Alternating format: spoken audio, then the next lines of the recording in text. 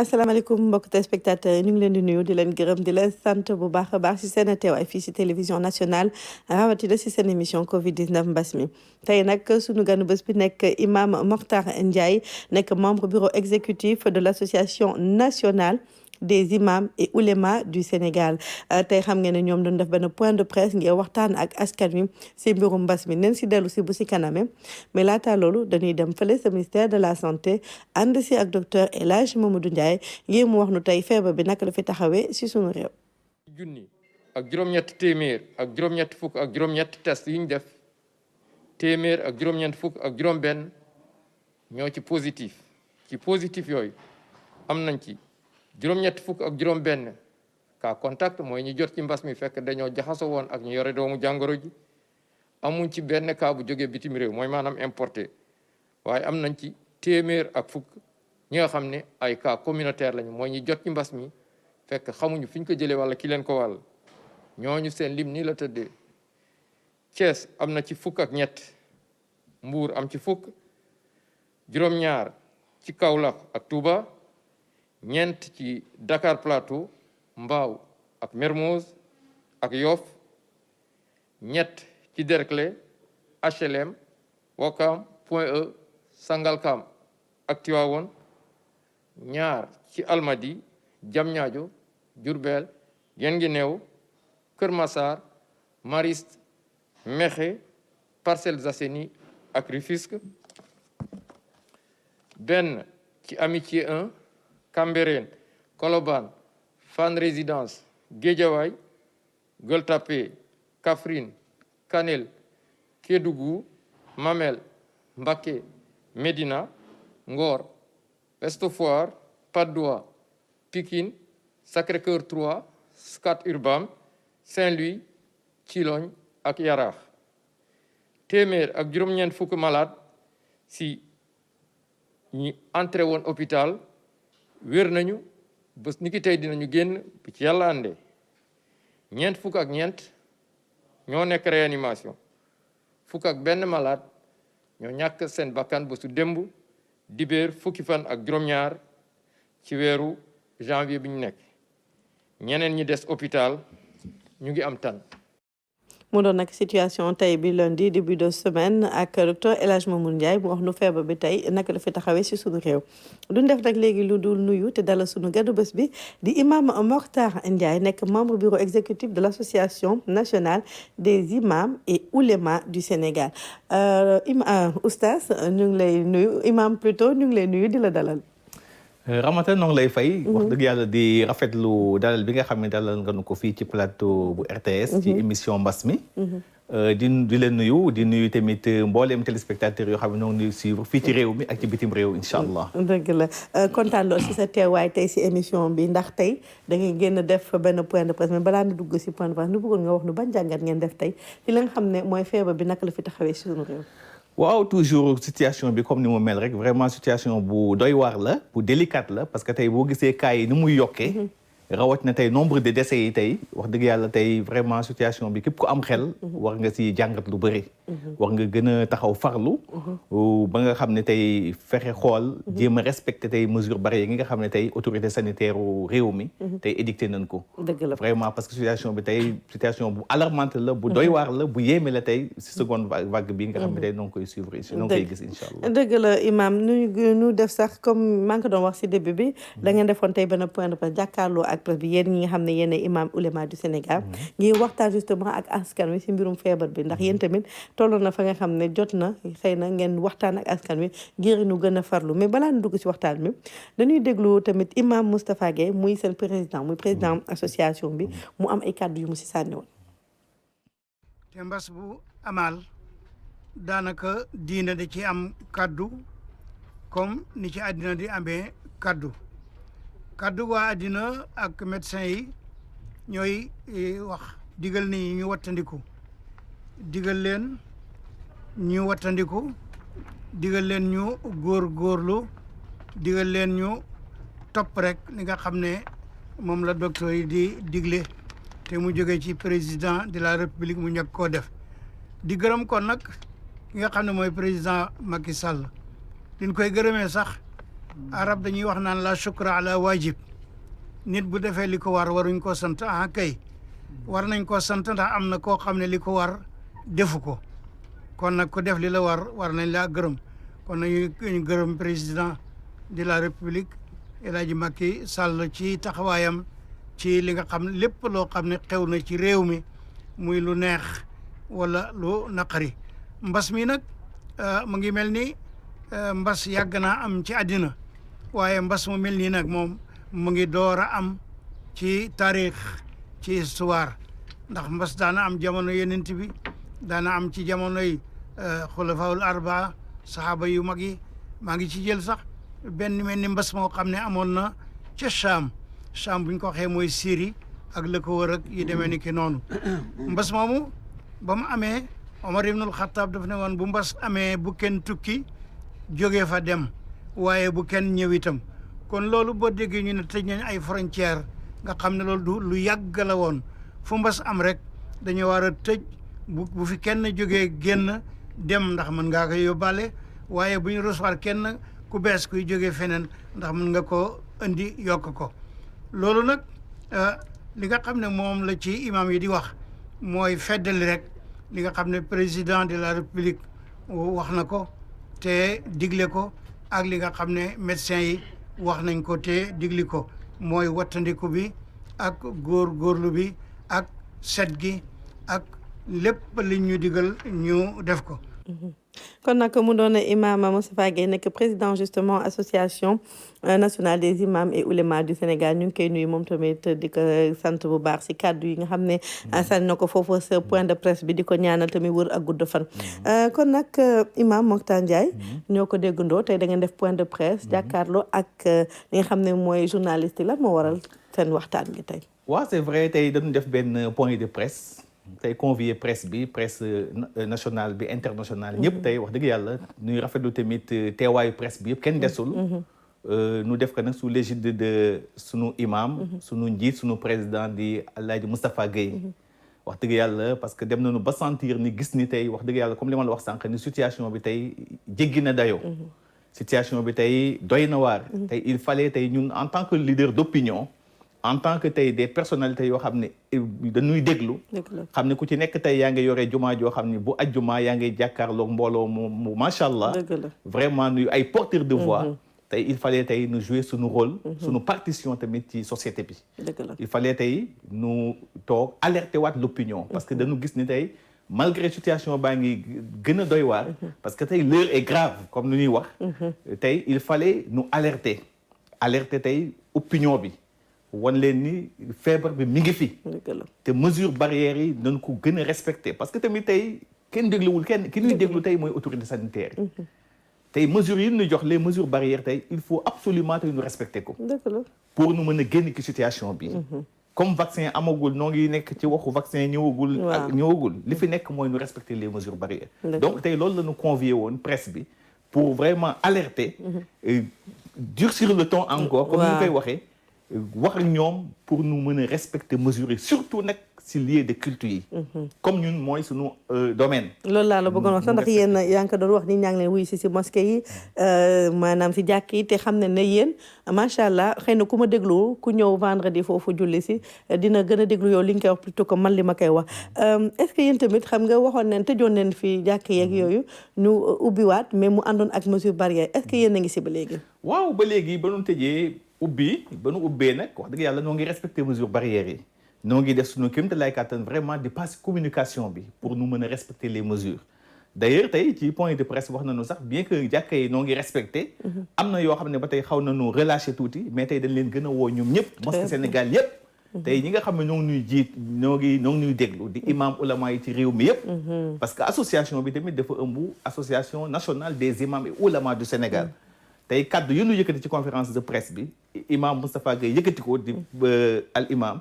donc kaddu yooyu tey dañ ko lawale ci Sénégal gi yëpp imam yëpp nañu bàyyi xel ci jàkka yi nu gën a renforcer les mesures barrières ñi nga xam nañu relâché woon bàyyi seen loxo nañu gën a farlu nu respecter mesures yi ba d'ailleurs am na sax ay mesures yu nu gën a insister waat am na yu fa nekkoon nag am na yu ñu ci yokkaat tey ba mu nekk 13 mesures yoo xam ne tey boole na ko tey ci kii bi. ndax mën nga nu fàttali rappeler tuuti. waaw mesures yi moom daanaka yi fa nekkoon bi ci njëkk tey liñ ci njëkk wax mooy wax dëgg yàlla comme jàkka yi dafa nekk souvent ay lieux yoo xam ni xaw a enfermé wu. tey nan ko aéré. bu ci nit ñi duggee dañu ubbi lépp luy fenêtre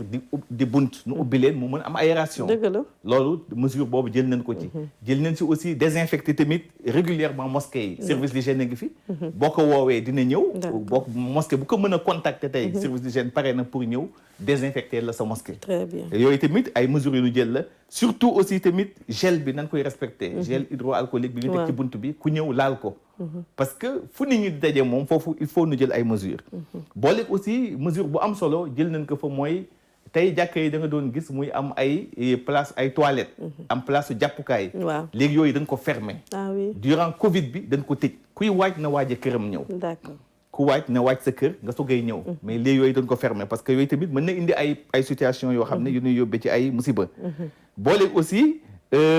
lavage des mains noo ngi koy def. nit ñaa ngi koy def ku ñëw ci buntu bi balaa ngay dugg di nga raxas sa loxo. laal gel.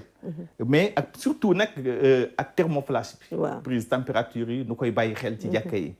parce que ku ñëw jàkka ju nekk wax dëgg yàlla autorités locales yi jàppale nañu soutenir nañu ci côté boobu. ku ci nekk jàppale nañu jox nañu la ay thermoflash yooyu mën a utiliser. bu ko defee nga mën ko jël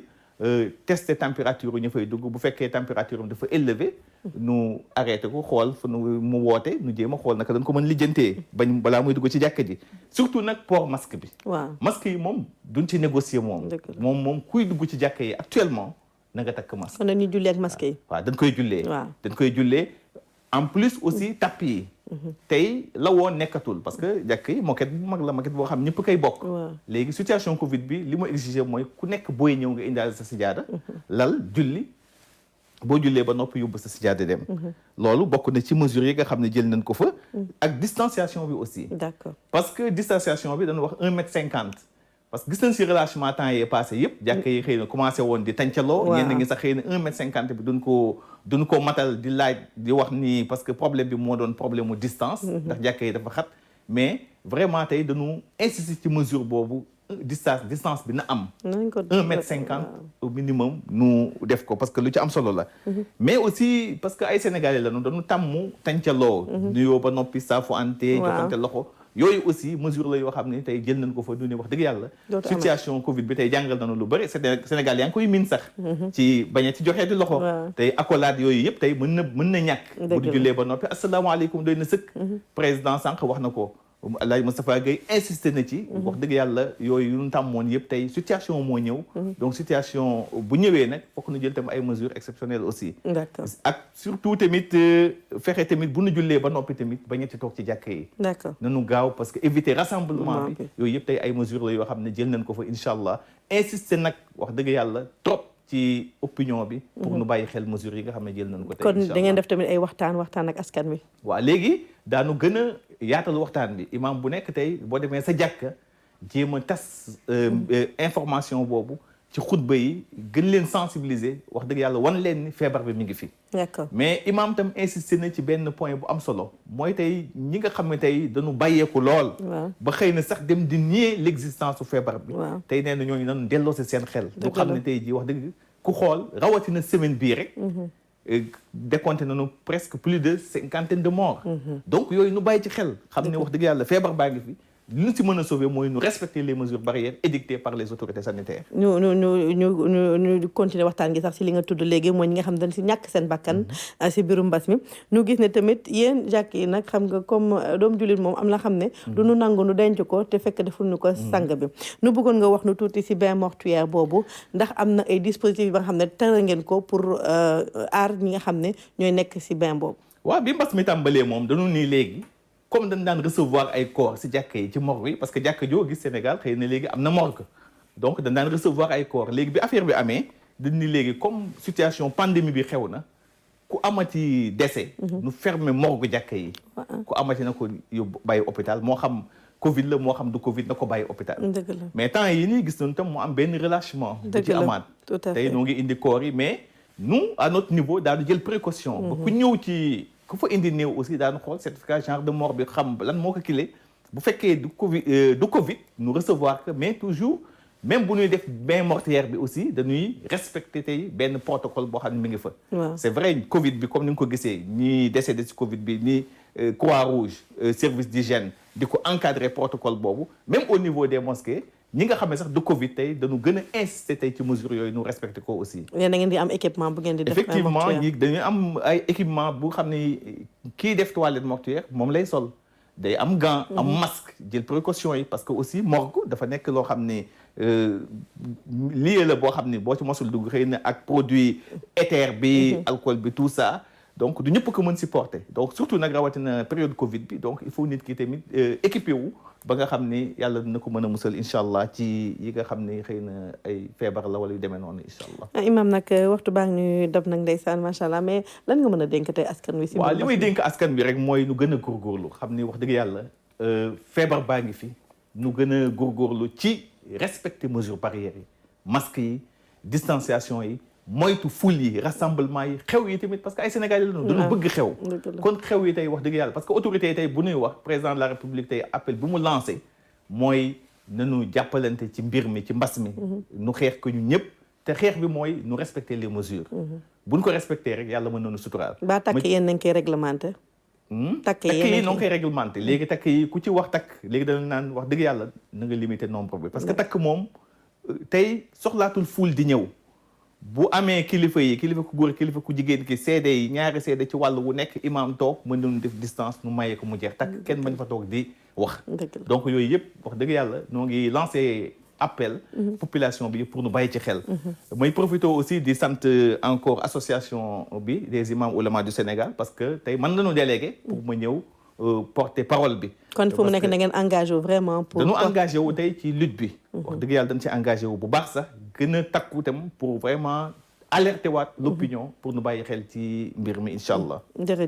jërëjëf Imam Mactar Ndiaye nekk membre bureau exécutif bu association nationale des imams et oulémas du Sénégal ñëwoon tey ngi waxtaanee ak ñu li nga xam ne mooy seen engagement ma xam ne amal nañ ko ba tey mu jarale ñu def point de presse ànd si ak presse nationale ak internationale ngir wax seen taxawaay tey ngir gën a mën a xeex mbas mi si li nga xam ne lu ñuy wax deuxième vague ñu ngi lay gërëm di la sant di nuyuwaale bu baax a baax Imam Moustapha Gueye ak seen association bi ñu képp ku fay maam ñu ngi leen di ñaanal jàmm ak wër ak gudd fan. macha allah merci jërëjëf nu def lu dul fekk Oumou Kalsoum Sall si beneen studio bi nuyu ko dalal ko si Allo Diaspora Oumou Kalsoum na nga def. Ramata maa ngi lay fay di nuyu suñu mbokk téléspectateurs yëpp nuyu sa invité mbégte la ñuy amaat ni ñu koy defee saa su ne ànd ak yow ci suñu émission Covid 19 mbas mi. kontaan loolu tamit di la fekkaat tey si lënd bi tey fan nga nu demal ak lu nu indil. waaw tey nag ci suñu rubrique Allo Diaspora ñu fas yéene niñ koy defee bés bu nekk rek ba tey di ànd ak doomu Sénégal yi nga xam ne ni ñoo ngi ca bitim réew dem xool yi ñoom it ca réew ya ñu nekk tolluwaayu mbas mi nga xam ne ni ñoo ngi koy waxtaanee tey nag Belgique la ñuy dellu dem xool yi foofee it naka la fa mbas mi tëddee ci jamono yi ñu nax ci ànd ak ku ñuy wax Ousmane Ndiaye jiite benn ci association yi nga xam ne dafa ëmb doomu Sénégal yi ñuy fekk foofu di association Jokko mooy suñu gan tey ci rubrique Allo Diaspora Ousmane ñoo ngi lay nuyu amaat mbégte dalal la ci suñu rubrique Allo Diaspora. ñoo ngi lay fay soxna Oumou di nuyu waa Sénégal yëpp di ko jàllale si suñu télévision nationale waa RTS. jërëjëf di leen sant di leen gërëm di leen souhaiter meilleurs vœux mais di leen jox surtout seen wàccuwaay parce que ça ce qui veut dire que ni franchement parler pour diaspora bi nekk yéen a ngi leen toppatoo di leen suivre. di xool si lu ñu nekk et ça nous fait vraiment un grand plaisir. jërëjëf sëñ Ousmane alors Belgique maa ngi koy wax léegi tamit mbas mi laal na leen ñoom it ñu romb tey juróom benn téeméeri junni doomu aadama yoo xam ne ni laale nañu ak mbas mi ñi ci faatu ñu leen di xayma ci ñaar fukki junni yu teg ñeenti téeméer ak fanweer ak juróom ci réew boo xam ne ni bu ñu xayma environ 11 millions d'habitants lañ fay fekk ci jamono yi ban situation ngeen di dund ci wàllu mbas mi. waaw comme ni nga ko waxee rek vraiment chiffres yi nga wax aussi ça fait froid au dos ni ko tubaab yi waxee parce que comme Belgique ni ñu ko xamee yaa magul trop comme ni ñu ko tàmm ñun di ko tooñe aussi c'est un gros village mais boo gisee loolu yëpp am si tamit dafay am dañuy am benn tiitaange quoi mais ginnaaw bi ñu sante yàlla te gëm ko te wóolu ko tamit mbas mi moom lu ñëw la lu ñu mën a dëkkandiku la mais dafa fekk ni chaque fois rek am na ay mesures d'accompagnement ak des procédures des protocoles yoo xam ne dinañ ko teg te en général population bi dinañ ko respecté quoi. mbas mi ñu jàpp ni tamit comme réew yëpp dina am jeexital bu baax ci économie Belgique. waaw voilà am na si parce que bu jëkkoon amoon na ay mesures d'accompagnement yoo xam ne dafa fortoon yu gouvernement bi tegoon ba nga xam ni nit ñi sentiruñu woon xamu woon kan la mbas mi laal wala kan la mbas mi laalul quoi bu fekkoon doon ko liggéey officiellement nekk dans des circuits bien protégés donc doo woon ko sentir quoi mais léegi nga xamee ni aussi gouvernement bi mu ngi commencé di tegg ndànk tànkam ñu ngi koy sentir bu baax. ma fàttali ni jiite nga benn association boobu doomu Sénégal yu nekk foofu ñoom tamit mbas mi am na jeexital ci seen nekkin foofu. voilà exactement profession libérale ñi nga xamee ni ñoom ñooy liggéeyal seen compte bopp ñooñu en général état bi daf leen a subventionné dañ leen a joxoon benn ay somme d'argent 1 ou 2 fois après arrêté quoi. bokk la ki nga xamee ni day toog 6 mois këram ñu koy fay quoi. kii toog 6 mois këram ñu koy fay bokk la ki nga xamee ni yow dana ñëw jox la benn somme d'argent nga war si débrouiller wu pendant les 8 mois 9 mois yi quoi.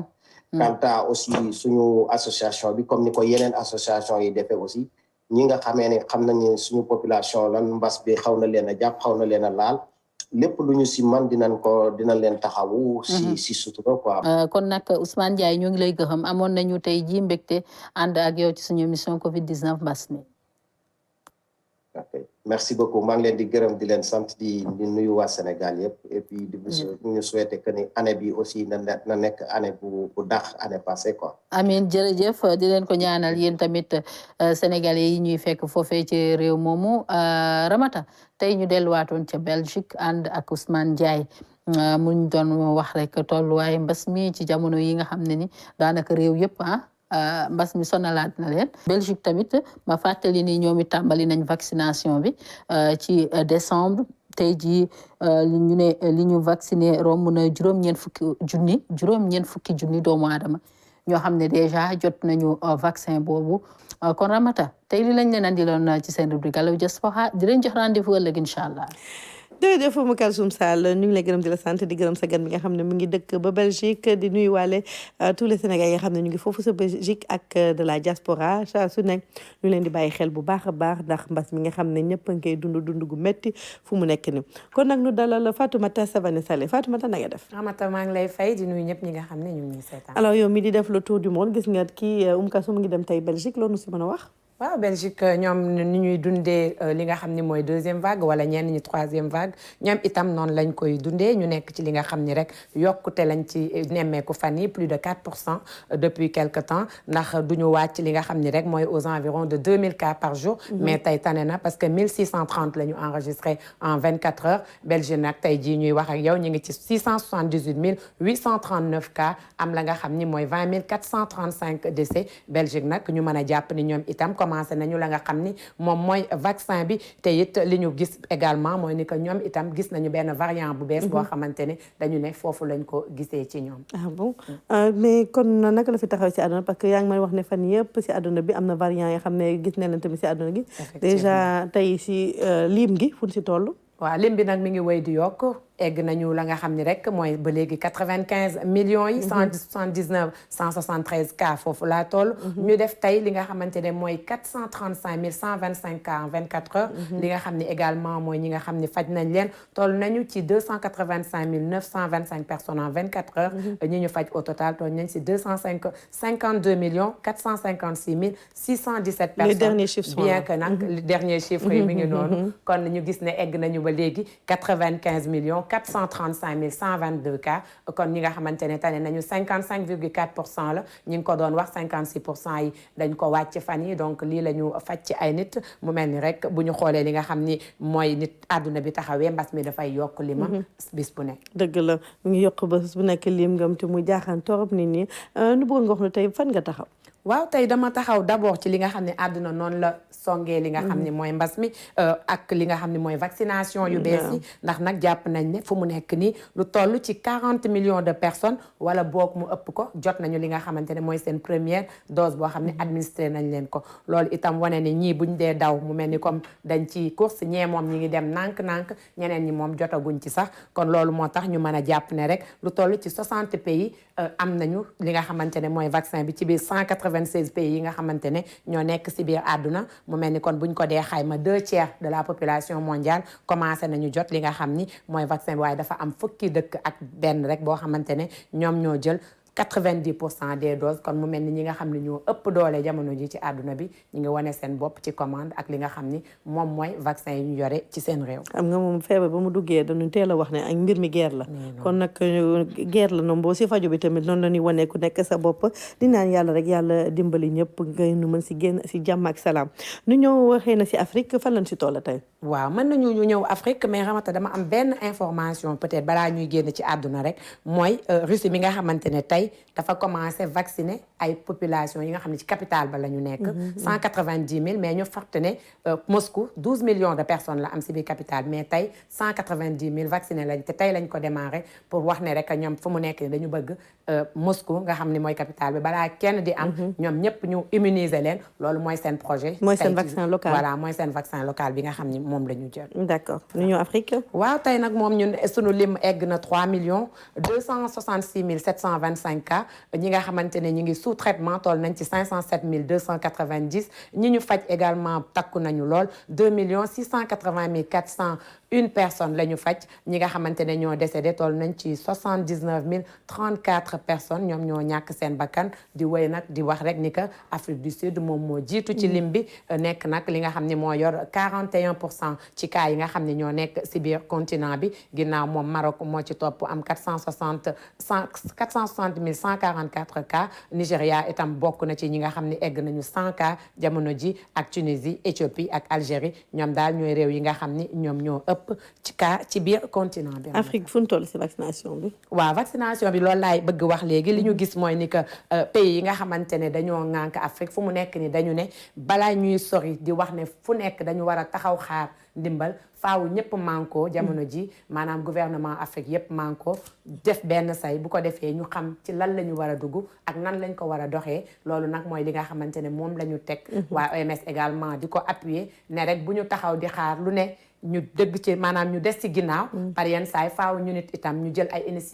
initiative yoo xamante ne moom la ñuy demee comme ñenn ci président yi nu ñu def comme sunu président Macky Sall nu mu def ci initiative COVAX bi teel ci jóg inscrire si boppam comme yeneen dëkk pour rek ñu mën a xam vaccin yi bu jógee yan la ñuy jël ak nan la ñuy def ba mu egsi si li nga xam ne mooy askan bi tey it ni mu gënee parce que itam dañuy def la nga xam ni moom ay test yoo xamante ne bala ñu koy def ñu xam ku nekk ban moo adapté ci sa population. waaye ci initiative COVAX bi sax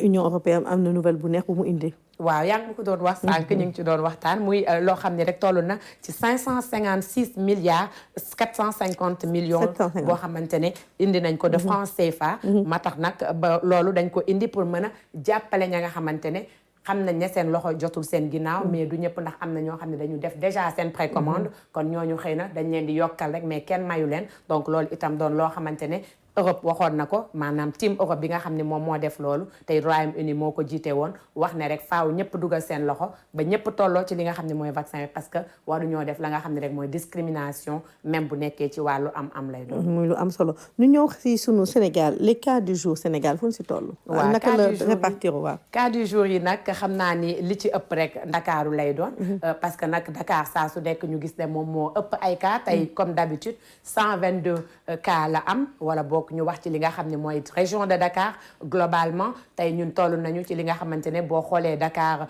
Nord di nga gis ne ñoom ñi ngi toll ci 3441 cas alors que fële nga xamante ne mooy Dakar Ouest ñu ngi ci 3622 cas fële nga xam ni mooy Dakar Sud ñu ngi ci 2885 cas alors que fee nga xamante ne mooy Guédiawaye ñoom itam lim bi mi ngi yokk 862 cas tey ñu gis ne également fële nga xamante ne mooy Kër Massar 339 cas fee nag ca Diamniadio ñu ngi ci 217 cas pour wax ne rek région de Dakar Amata mi ngi wéy di jël li nga xam ne rek mooy yokkute ci cas yi. waaw di fàttali li nga doon wax sànq rek Dakar moom moom tey si cas yi rek jël na 122 cas yi nu ñëw léegi si li nga xam ne mooy ministre de l'intérieur nga xam ne ñëw na fi sànq si RTS nekk ganu journal 20h bi muy Antoine Félix Diome ñëw am lu mu wax si mbirum li nga xam ne mooy couvre-feu état d'urgence bi mu indi si ay leeral nu déglu ko. couvre-feu bi ñu jël depuis le 6 janvier à minuit dafa war a jeex tey le 18 mais boo leen seetloo yéen ñëpp di ngeen gis ni feebar bi delloogul ginnaaw ba tax na mesures yi ñu jëloon tey lañ ko gën a saxal ngir rek wax nga ko léegi aar li nga xamante ni moom mooy doomu aadama yi nekk Sénégal yëpp ci lii mbas mi moo tax tey dina am ay arrêté yoo xamante ni gouverneur Dakar ak Thiès jël nañ ko te liñ ci jublu mooy dem bi ak dikk bi diggante juróom-ñeenti waxtu ci ngoon ba juróom-ñi waxtu ci fajar ñu dakkal dem bi ak dikk bi ngir tamit dakkal li nga xamante ni moom mooy doxu virus bi muy circulation bi. Sénégal état wu droit la ba loolu waral na lépp loo xamante ni dañ koy jël dañ koy teg ci yoon décret bi président jëloon tey lay jeex. am na beneen loi bu ñu voté woon boo xamante ni dafa leeral ni état d'urgence dafa diis comme dafa diis ñu bëgg a dem ci beneen régime catastrophe naturelle ak sanitaire ci loolu lañ jëm mais en attendant ñu ciy dem ndax promulgation wu loi bi ëllëg la war a door gouverneurs yi am na lu leen yoon may lu ñu mën a permettre ñu gérer période boobu de transition en attendant la promulgation loolu moo waral tey ñaari gouverneurs yi nga xam ne mooy Dakar ak Thiès ma jox leen digal ni leen nañu jël ay arrêté maanaam dakkal dem bi ak dikk bi diggante 9h ak 5h du matin ci diiru juróom-ñetti fan bu loolu jàllee nag ñu door a tabbi ci li nga xamante ni moom la ñu wuti woon assemblée nationale altine bële weesu te député yi voté woon ko ngir ñu mën a dugg ci nag gestion wu catastrophe naturelle ou sanitaire. jërëjëf kon nag mu doon sunu ministre de l'intérieur muy Antoine Félix Diome ñëwoon na tey biir RTS waaw leeralal askan wi si biirum situation bi nga xam ne mooy couvre-feu état d'urgence mu indi si ay leeral kon nag yëf yi nag gën nañ ko yokk muy juróom-ñetti fan ba nga xam ne pour Dakar ak Thiès te gouverneur yi incha allah dinañ si génne li nga xam ne kayit yi si war pour ñu gën koo mën a officialiser te loolu nag tamit nu wax leen tamit ne que dina am yeneen xibaar yoo xam ne dañ ko gën a indi incha allah si mbirum situation couvre-feu ba fii si sunu réew ak li nga xam ne dinañ ko indi peut-être si leen dëkk yi alors di leen gërëm di leen sant bu baax a baax xam di leen fàttali nag que tout à l'heure léegi nii dina am seen émission Galaxy du noonu waaw Galaxy dina am tey nag invité bi Pa Bi Gueye la muy adjoint coach équipe nationale bu góor ñi